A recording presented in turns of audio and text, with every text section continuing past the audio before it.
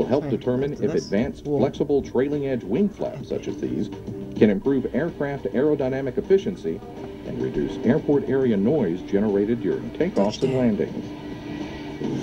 In the early morning hours of April 15th, the United States was in prime orbital position to experience a full lunar eclipse, a phenomenon that occurs when the Earth, Moon, and Sun are in perfect alignment, blanketing the Moon with the Earth's red-colored shadow. If you miss this celestial event, you'll have to wait until the year 2019 to see the next full lunar eclipse from the U.S. And at the U.S. Space and Rocket Center in Huntsville, Alabama, student racers from Nevada's Academy of Arts, Careers, and Technology took top honors in the high school division of the 2014 NASA Rover Challenge. Not to be outdone, Puerto Rico's team claimed first prize in the college division. Over 500 engineering students took part in the event organized by Marshall Space Flight Center, in which the challenge is to design, build, and race a human-powered rover up and over space-inspired obstacles.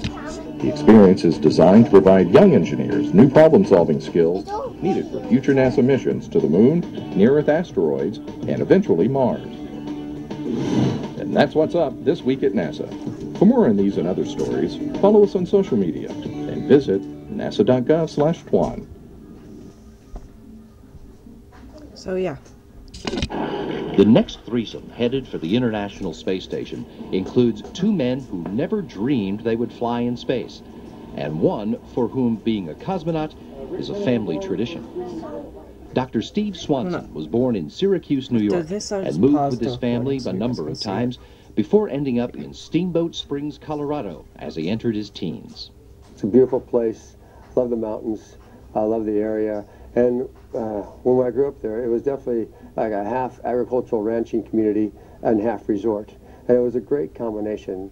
He stayed at home for college, got his Bachelor's of Science in Engineering Physics at the University of Colorado, but then went to Florida Atlantic University to get his Master's of Applied Science in Computer Systems. At that point, he considered his options, and the job of astronaut seemed to have what he was looking for. After a year working as an engineer in Phoenix, he got a job as an engineer at the Johnson Space Center's Aircraft Operations Division, working on the shuttle training aircraft while earning his doctorate in computer science from Texas A&M. He was chosen for the astronaut program in 1998 and made his first flight in 2007 on a mission to deliver a truss segment to the International Space Station. Swanson made 2 spacewalks on that mission and 2 more on a 2009 shuttle flight that delivered another truss segment to outfit the station to perform its mission.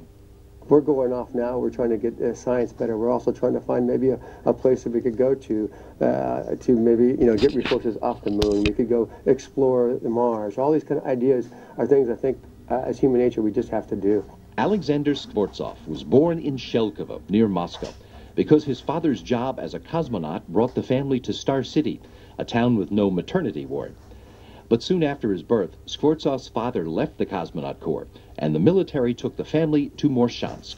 And I still love a wonderful nature, wonderful forest. By the way, this very is a guy, so why would they get a woman to to translate? And I have, there are a lot of people who graduated from high school with me. My classmates still live there. After high school, Skvortsov set out to fulfill his dream of being a cosmonaut, like his father. After he completed study at the Stavropol Air Force Pilot and Navigator School, he spent 7 years in the National Air Defense Force before studying at the Military Red Banner Air Defense Academy. Skvortsov graduated the academy in 1997, the same year he was selected for the Cosmonaut Corps. He spent 6 months on the International Space Station in 2010, including serving as station commander for Expedition 24. After he returned to Earth, he finished his studies at the Russian Academy of Civil Service to become a lawyer, and he retired from the Air Force as a colonel in 2013. It is an enormous joy to look down to Earth, and we really want to see Earth always looking as beautiful as we see it from space, a blue planet. Was born in Riga, the capital of Latvia, where his military officer father was stationed. But the family soon moved to Kazakhstan, to the town now known as Baikonur, when Artemyev was a small boy. Although he lived in the place where people were launched into space, enjoyed, and they would line us up along the road and make us wave little flags to greet them. But when that didn't work out, he went to the Tallinn Polytechnic Institute and graduated into a job. Pull us out of the activities that we actually enjoyed, and they would line us up along the road and make us wave little flags to greet them. After high school, Artemyev went off to train as a sailor. But when that didn't work out, he went to the Tallinn Polytechnic Institute and graduated into a job as an electrician, but soon left that to join the Soviet Army. After 2 years in the service, he went to Moscow and was admitted to the Bauman Technical University, where he earned a degree in low-temperature physics and technology. That got him a job at the Rocket Space Corporation Energia, where he worked building and testing space vehicles, including preparing the International Space Station's Zvezda module for launch. He was selected to start training as a cosmonaut in 2003. In 2009, along with future cosmonaut Sergei Ryazanskiy, My small contribution.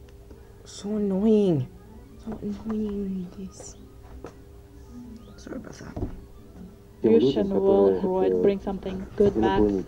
Maybe even.